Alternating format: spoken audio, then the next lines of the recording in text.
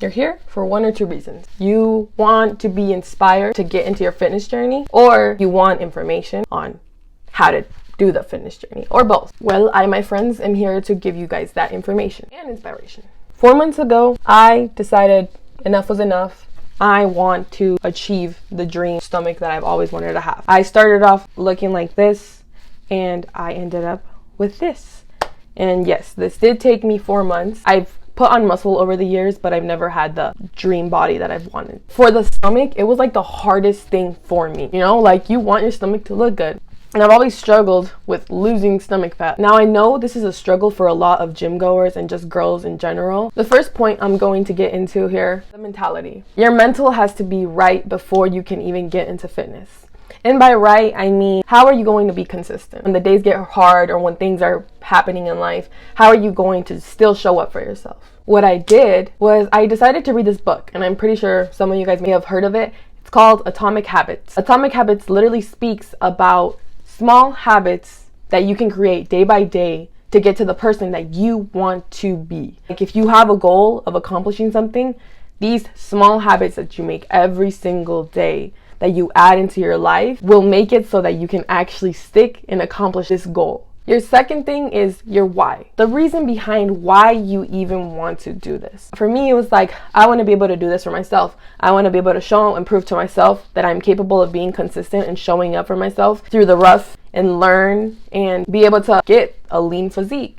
And taking this as a learning experience to be able to share with others. Once you get the reasoning down of why you even want to do this, you also have to make it easy for yourself, because you're more likely to stay to something that is not going out of your way every single day for 3 to 4 months than things that you can do that are actually enjoyable to you. For instance, like if you want to go to the gym in the morning, instead of making the excuse like, oh, well, you know, I have to get changed, this, and that, put your gym clothes out the night before.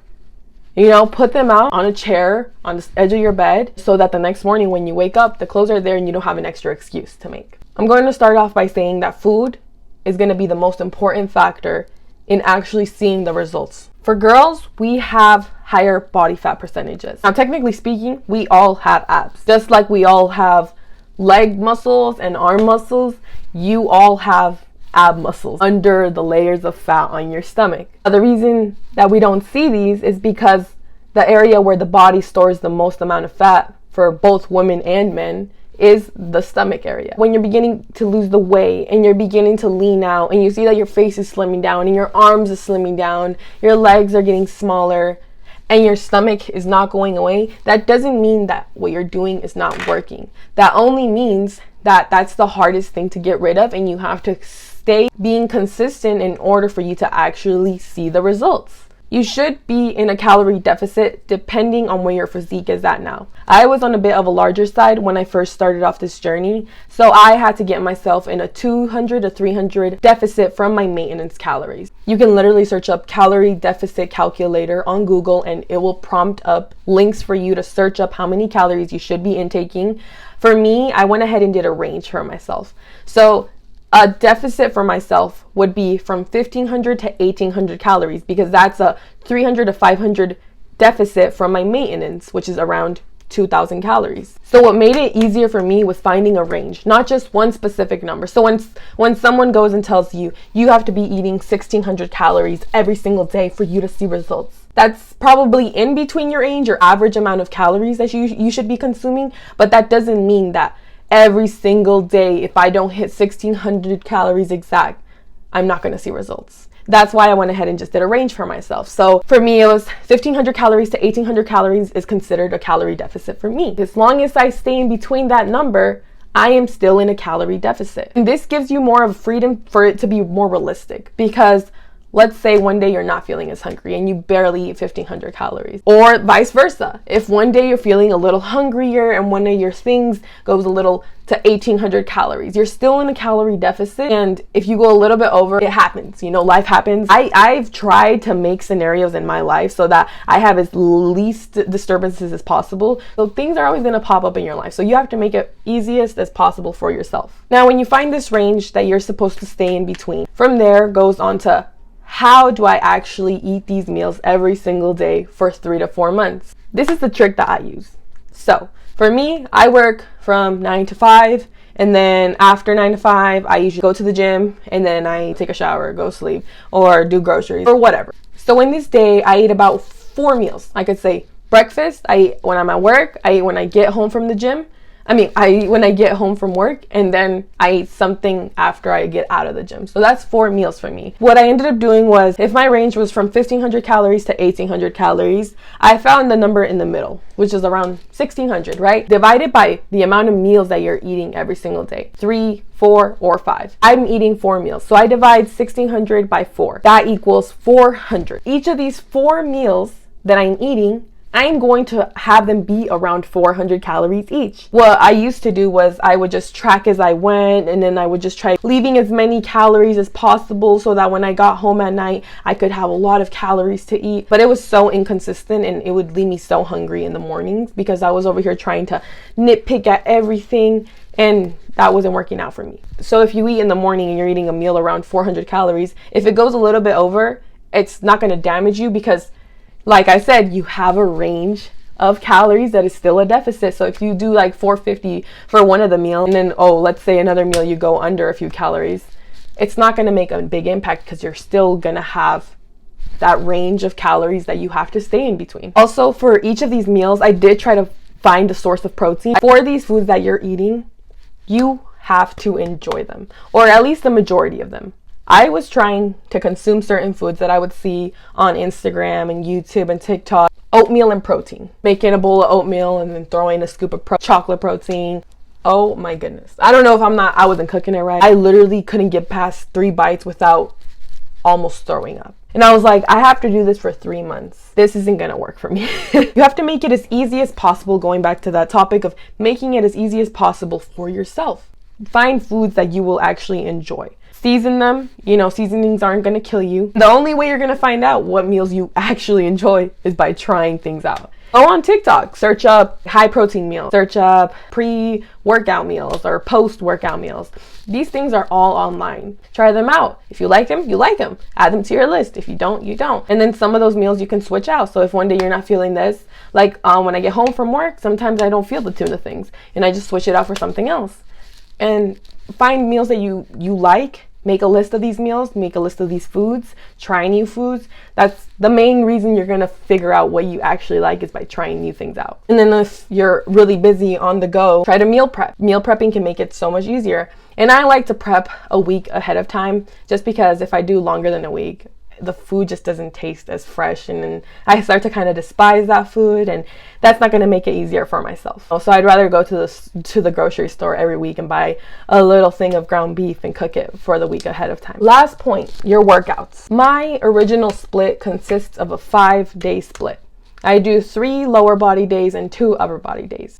Now, when it came to my stomach, we're going back to the science part of it. Some people genetically already have more defined abs under their layers of fat. Some people, it's easier for them to achieve abs because of the genetics that they have. And that is very true. But even if you're not genetically blessed, you still have the ab muscle underneath. Just the same way that some people are genetically blessed with bigger glutes, you still have glutes, but they're not as defined as someone else's that have them genetically there. What I ended up doing was I began to actually incorporate 3 to 4 ab workouts after my weighted workouts. I go to the gym 5 times a week. After these workouts, like the weighted workouts, I would go ahead and add ab workouts. When you start to lean out and start to see definition, it's because the muscle is growing. The muscle is there. Same way with anything else, right? When you start to, like if you're a little bit fluffier on your upper body, but you have muscles underneath, when you lean out, those muscles are going to show more because you're leaning out. They're already there, but the more fat that's covering them, the less you can actually see them. I began doing workouts for abdominal growth. I started to do things such as leg raises, cable crunches, and with these, the thing about these workouts is that I'm able to progressive overload, which is the cause of muscle growth. Think about it like any other muscle here. When you want to grow your legs or when you want to grow your glutes, what are you going to do? Every week you're going to progressively overload. You're going to do the same workouts for a good amount of weeks or months, and you're going to do these same workouts and progressively either increase the weight, perfect your form, do more slow and controlled reps, and those things are going to tear your muscle fibers, and then those muscles are going to regrow themselves in recovery. Same thing goes for the ab. When you're trying to build an abdominal, you also have to train them with progressive overload. You have to start adding workouts that are easier to progressive overload with. When I'm doing leg raises, I can add a medicine ball and add more weight when I'm doing the actual leg raise. I began to do reps more slow and controlled. I was still doing like the in and outs. I was just doing them more slow and controlled. A big part of actually feeling it and the mind to muscle connection is also bracing. So when you're doing these ab workouts, bracing, tightening your core area, the same way you would do like a bicep curl, and you're actually squeezing your bicep to feel it. You're not just going to swing your bicep.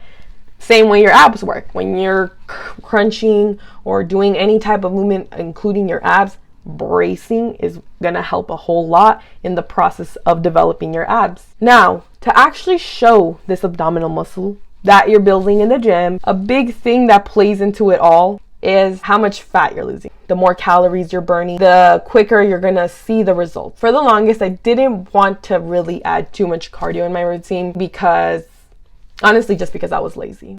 Doesn't have to be extremely hard. What I first committed myself to was just hopping on the Stairmaster after every single weighted workout, and at least minimum doing 15 to 20 minutes. I started off doing 15 to 20 minutes on a speed 6 to 7. My first goal was to just get on there and do it every single day for like the first week. What I ended up doing next was, now you have to go at least 20 minutes every single time you're on. I eventually got myself to the point where I was doing 20 to 30 minutes at 8 to 9 speed, holding no handles whatsoever for that whole entire time. I also have like an Apple Watch. I would track those 20 to 30 minutes. Doing these ab workouts and then adding the cardio was actually helping me see the definition because I was losing fat percentage quicker. That's the main factor that plays in it all. As long as you're losing fat, the recommendation of fat to lose every single week is 0.5 to 1 pound of fat. So now going back to the whole, should I be weighing myself?